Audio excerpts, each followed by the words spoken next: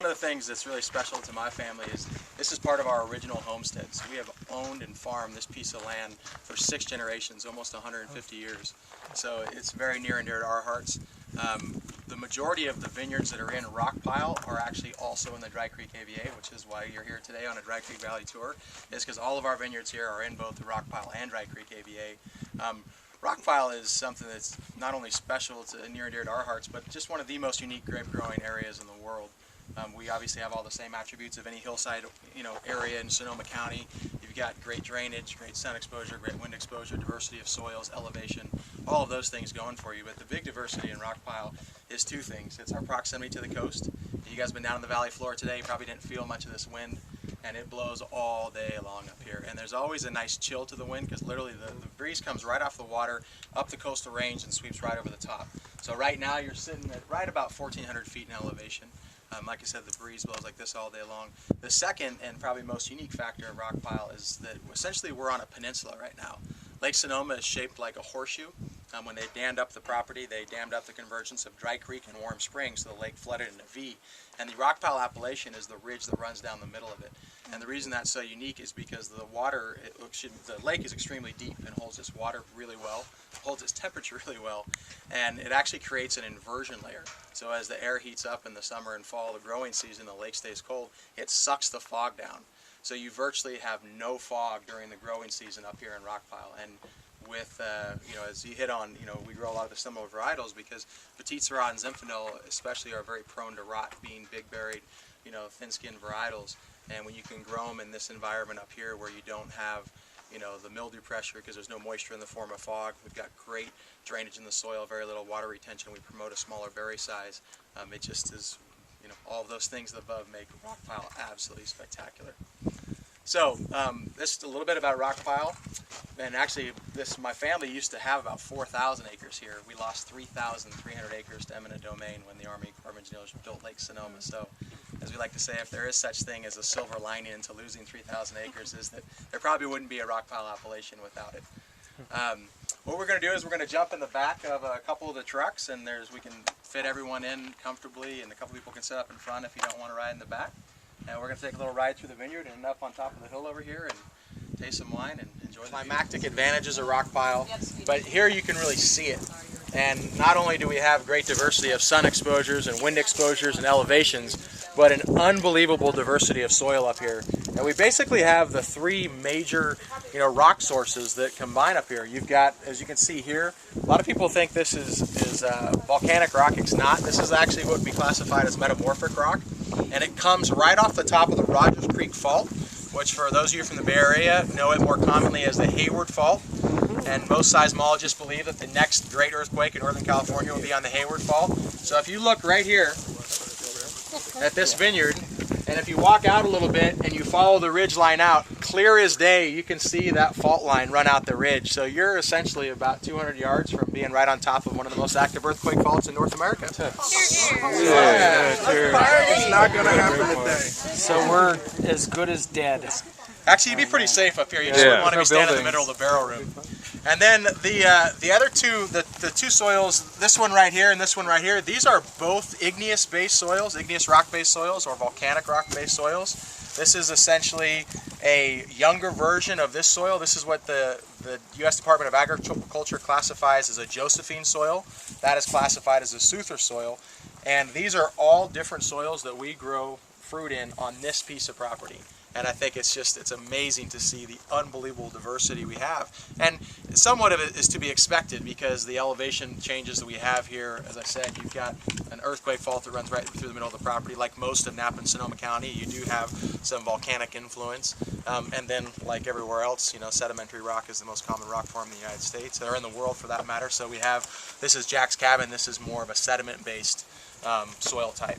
And all of these are loam soils, with the exception of this is not decomposed enough to be classified as loam soil. What's the reason for the red hue? Oxidation. A lot of iron and a lot of oxidation in the volcanic rock.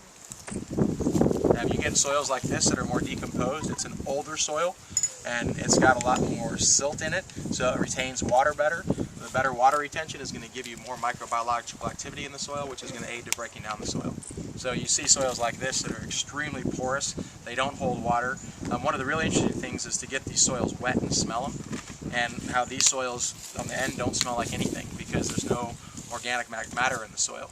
Or I should say organic matter, there's no microbiological activity in the soil. And you think about a piece of meat, when you leave it on the counter, at first it doesn't smell like anything, in a week it smells rancid, but what you're smelling is bacteria. You're not actually smelling the meat anymore, and it's the same thing in soil. And so you need that microbiological activity in the soils to help break them down. And when you don't have water retention in these really poor soils, you don't have microbiological activity. So sometimes it's almost as important what's not in the soil as what's there in the life of the grapevine and how it impacts its growth. Now Cam is the one you should be talking to about viticulture. Cam has his master's degree in viticulture, so any viticultural questions you have up here, I would turn over to him. Yeah, Cam. Questions? Yeah. I'm just going to bring it back to you. Are we going to be tasting any of the wines from these? We're going to taste Buck Pasture today, and then we're going to taste the Rockpile Ridge. So we're not tasting any, you're alluding to the loam program, we're not tasting any loam wines. Program with these. We actually get really really specific. We like to think of wine as in the shape of a pyramid, and at the bottom rung of the pyramid, not in terms of quality, please let me say that, but as an expression of a general appellation, so Dry Creek or Alexander Valley, and then the next rung up the pyramid is a single vineyard expression. And we think that the ultimate expression of terroir is actually a single soil expression, where you can isolate a single soil within a vineyard. Because trust me when I say not all soils are created equal. And up here in our cemetery vineyard alone, you go from this at the top to this at the bottom. So huge diversity of soils because of the tectonic activity and the huge fall in terms of elevation. So you get multiple soils within a vineyard like that. But you get a really, I think, succinct, taste of terroir when you taste the single vineyard wines from Rockpile. This is I do not want to put this map up because it's blown over about 10 times already today, but you can see Rockpile right here. Where we are standing right now is kind of the highest point right there. And as I said, the vast majority of the vineyards in Rockpile are within the Dry Creek AVA. And here you can see the Lake Sonoma, the presence of the lake, and what a difference it makes, because it's essentially this one ridge line that runs down the middle of the lake. Are there vineyards up in here? There are. So the furthest vineyard out is Gary Branham's property right there. Rod Park, the original Rockpile Ranch, the Rockpile Vineyard, is right here, but there's pretty much nothing in between. And so, like I said, the Glockner Turner, which is a phenomenal Cabernet Merlot vineyard that we use exclusively at the winery, that Cam farms, that's right on the edge, so just outside the border. But our Westfall Ridge Vineyard and everything around you here is in the Rockpile AVA, and it accounts for, Cam, would you say 80% of the vineyards in Rockpile are in both Rockpile and Dry Creek. Most everything is within the next 2 miles. And all on the ridge tops. So you start getting out here, you're getting into, I mean, really, it's amazing, but you're 2,400 feet in elevation, it's getting out there. And the one thing that you can kind of see it, from this map here, but what most people don't know is when you're driving up Dry Creek Road, you're actually heading more west than you are north. The orientation of the valley makes you feel like you're heading north, but you're not, you're heading west. So from where our winery's at, if you remember when you passed it, the winery is about 16, 17 miles from the coast. Right here, we're about 12 and a half miles from the coast. And you guys are probably 12. Yeah. Yeah. I mean, west is actually, think about where the sun is right now, and it's 5:15. So west is here, and that's what's really misleading. Because think about where that sun's going to set. So it's really misleading the way that the valley runs, because it doesn't run north-south like it feels like it should.